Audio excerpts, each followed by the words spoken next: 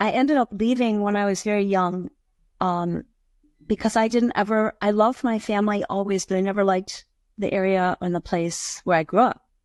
So, I did graduate from high school when I was 16, and I moved away. And I had the blessing of my parents at that time, but I met my husband when I was 17, and immediately we've been married ever since.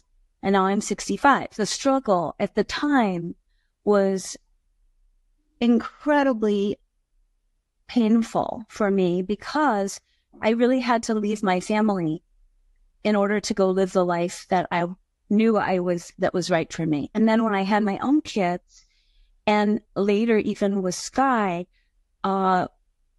because of that struggle, it became a strength because I learned to do it differently.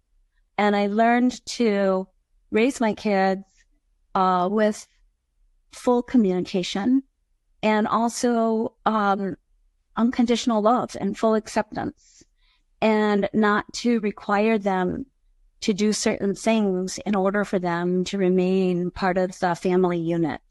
The other example that comes to my mind is really my husband. When I was 47 years old, my husband got Parkinson's disease. It was a big struggle for a while because we just didn't know what to do and how to approach it. And, we learned by trial and error. I would say that we've turned that into a strength as well, because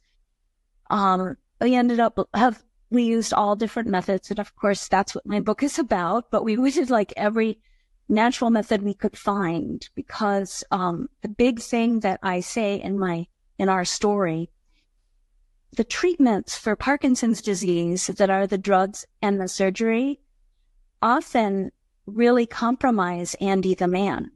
Like, they hurt the man. They help the disease. And then the natural treatments that we found, which are everything from Ayurveda to acupuncture to counseling to John of God to like everything, then those really didn't really touch the disease, to be honest. We hoped they would, but they completely strengthened Andy the man. Something that is really, like, when we're talking about truth and attaining our truth, more than one thing can be true at the same time. And so that's something I've found to be really important. Like, I can feel, and even my words and everything can be very much expressing something that is maybe painful. And that is true. But also, I'm very full of gratitude, and that is also true. And those two things can integrate, I've found, through language and also experience.